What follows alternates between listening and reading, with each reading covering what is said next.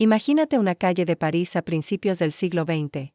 Por sus aceras caminan Picasso, Juan Gris, Diego Rivera.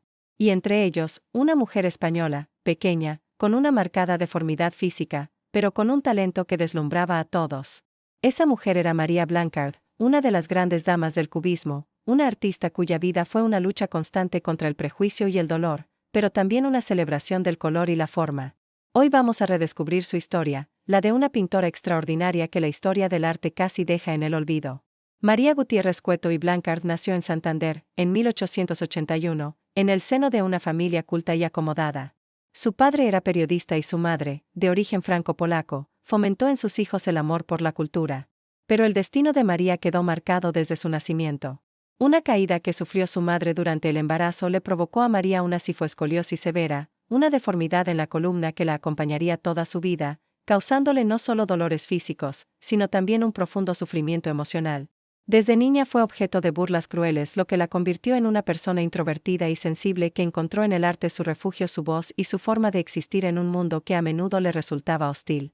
Su familia, consciente de su talento y de las dificultades que enfrentaría para llevar una vida convencional, apoyó su vocación artística desde el principio. Su primo era Gerardo Diego, el famoso poeta de la generación del 27, lo que nos da una idea del ambiente intelectual que la rodeaba. Con este respaldo, María se trasladó a Madrid en 1903 para estudiar en la Real Academia de Bellas Artes de San Fernando, donde fue alumna de pintores destacados de la época como Emilio Sala y Fernando Álvarez de Sotomayor. Ya en esos primeros años, su talento era evidente. Ganó premios y medallas que confirmaban que su camino era el de la pintura. Pero Madrid, con su academicismo, se le quedaba pequeño. Su espíritu inquieto y su anhelo de modernidad la llamaban a un lugar, París, la capital mundial del arte. En 1909, gracias a una beca del Ayuntamiento de Santander, María Blanchard cumple su sueño y llega a París. Imaginen la efervescencia de esa ciudad. El fauvismo está en pleno apogeo, y un nuevo movimiento, el cubismo, está naciendo de la mano de Picasso y Braque. María se sumerge de lleno en ese torbellino de vanguardia. Asiste a la Academia Viti, donde recibe clases de Anglada Camarasa y Van Dongen, y se empapa de las nuevas ideas. Este primer contacto con París es una revelación. Descubre el color, la libertad expresiva y se aleja definitivamente de la oscuridad y el rigor académico de la pintura española de la época. Sus obras de este periodo se llenan de luz y de una pincelada más suelta y valiente. Es el comienzo de su transformación. Tras su primera estancia en París, regresa brevemente a España. Intenta ganarse la vida como profesora de dibujo en Salamanca, pero la experiencia es un desastre. El ambiente provinciano y la mentalidad cerrada de la época chocan frontalmente con su espíritu libre y su condición física. Sufre el rechazo y la incomprensión de sus alumnos y colegas. Este fracaso, aunque doloroso, fue decisivo. María comprendió que su lugar no estaba allí, que su destino como artista solo podía realizarse en París. Así que, en 1916, en plena Primera Guerra Mundial, toma una de las decisiones más valientes de su vida, abandona España para siempre y se instala definitivamente en la capital francesa. Esta vez, no va como una estudiante, sino como una artista dispuesta a conquistar su lugar en el epicentro de la vanguardia. A su llegada, se reencuentra con sus amigos españoles, entre ellos el pintor Juan Gris y el escultor Jacques Lipchitz. Es a través de ellos que se sumerge de lleno en el cubismo. Al principio, su relación con este movimiento fue de estudio y análisis, pero pronto lo hizo suyo, aportando una visión única y personal. Juan Gris, uno de los pilares del cubismo sintético, se convierte en su gran amigo y mentor. Comparten estudio, ideas y una profunda admiración mutua. Él la respeta como a una igual, algo poco común en un mundo del arte dominado por hombres. Bajo su influencia, María abandona por completo los restos de academicismo y se lanza a la deconstrucción de la forma. Sus obras de la etapa cubista, entre 1916 y 1920, son extraordinarias. Composiciones rigurosas, geométricas, pero a la vez, dotadas de un lirismo y una sensibilidad cromática que las distinguen. A diferencia de la paleta más austera de Picasso o Braque, María Blanchard utiliza el color de una manera vibrante y emotiva, casi musical. Obras como Mujer con abanico o Naturaleza muerta son ejemplos perfectos de su dominio del lenguaje cubista. No se limita a imitar, sino que innova. Crea composiciones complejas, donde los planos de color se entrelazan creando ritmos visuales únicos. En estos años, participa en importantes exposiciones colectivas junto a los grandes nombres del movimiento, y su obra es reconocida por la crítica y los marchantes. Se convierte, por derecho propio, en una de las figuras clave del cubismo. Pero el cubismo, como toda vanguardia, tuvo su fin. Tras la Primera Guerra Mundial, muchos artistas sintieron la necesidad de volver a una figuración, a un retorno al orden. María Blanchard también inicia este camino, pero de nuevo, lo hace a su manera.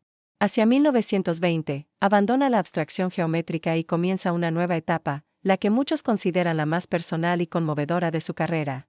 Vuelve a la figura humana, pero no desde una perspectiva realista tradicional. Su nueva figuración está impregnada de todo lo aprendido en el cubismo, la solidez compositiva, la simplificación de las formas y, sobre todo, una profunda carga emocional. Esta segunda etapa, que abarca la última década de su vida, está protagonizada por escenas de maternidad, niños, mujeres trabajadoras, personas enfermas o melancólicas. Sus personajes transmiten una ternura y una empatía sobrecogedoras. Hay una conexión directa entre su propia experiencia de vida, marcada por el dolor y el aislamiento, y los temas que elige. Pinta la fragilidad humana, la soledad, pero también la inocencia y el amor filial con una sinceridad brutal. Obras como La comulgante, Coma el niño del helado o La convaleciente son auténticas obras maestras de la psicología pictórica. Sus figuras son macizas, casi escultóricas, herencia de su etapa cubista, pero sus miradas y gestos revelan un universo de emociones contenidas. Su técnica también evoluciona. La paleta de colores se vuelve más rica y sutil, y la pincelada, más densa y matérica. Consigue que la propia pintura transmita la textura de la piel, la suavidad de una tela o la frialdad de una habitación. A pesar del éxito crítico y de tener el apoyo de importantes marchantes como Leon Rosenborg, su vida económica fue siempre precaria. Vendía sus cuadros, pero a menudo malvivía, angustiada por las deudas. Su frágil salud se resentía de estas preocupaciones constantes y de un trabajo creativo extenuante. A pesar de todo, nunca dejó de pintar. El estudio era su santuario, el lugar donde el dolor físico y la angustia existencial se transformaban en belleza. En sus últimos años, su salud se deterioró drásticamente. La tuberculosis, agravada por su deformidad, la consumía poco a poco. Además, una profunda crisis religiosa la sumió en un estado de misticismo y melancolía. Sentía que la muerte se acercaba y este sentimiento se refleja en sus últimas obras, que adquieren un tono aún más introspectivo y espiritual. Su gran amigo, Juan Gris, había muerto en 1927, dejándola aún más sola en un París que, a pesar de haberla acogido, nunca dejó de ser un lugar extraño para ella. María Blanchard se aisló en su estudio, rodeada de sus lienzos, sus únicos y verdaderos confidentes. El 5 de abril de 1932, a la edad de 51 años, María Blanchard falleció en París. Murió en la pobreza, dejando tras de sí una obra inmensa y singular. Fue enterrada en el cementerio de Bagneux, y en su funeral estuvieron presentes muchos de los artistas que la habían admirado.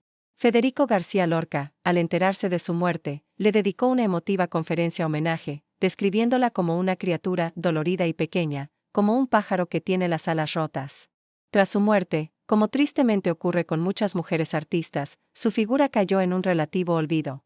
Su nombre fue eclipsado por el de sus colegas masculinos, Picasso, Gris, Leger. Su obra quedó dispersa y su contribución fundamental al cubismo y al arte del siglo XX fue minimizada durante décadas.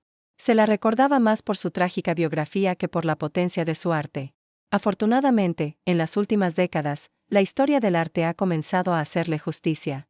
Grandes exposiciones retrospectivas en museos como el Reina Sofía de Madrid han permitido al gran público redescubrir la fuerza, la modernidad y la belleza de su pintura.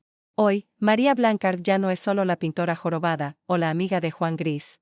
Es reconocida como lo que siempre fue, una artista mayúscula, una pionera que supo crear un lenguaje propio y universal a partir de su dolor. Su vida nos enseña que el arte puede ser la más poderosa herramienta de resiliencia. Transformó sus cicatrices en pinceladas de color, su soledad en composiciones eternas y su sufrimiento en una belleza que nos conmueve y nos interpela. La próxima vez que veas un cuadro suyo, no pienses solo en su historia. Fíjate en la fuerza de sus trazos, en la armonía de sus colores, en la verdad que habita en la mirada de sus personajes. Ahí, en el lienzo, es donde María Blanchard sigue viva, hablándonos con la voz poderosa y única que encontró en la pintura. Gracias por acompañarnos en este viaje por la vida y obra de una artista inolvidable. Si te ha gustado, no olvides darle a like, suscribirte al canal y compartirlo para que más gente pueda conocer la historia de María Blanchard. Nos vemos en el próximo video.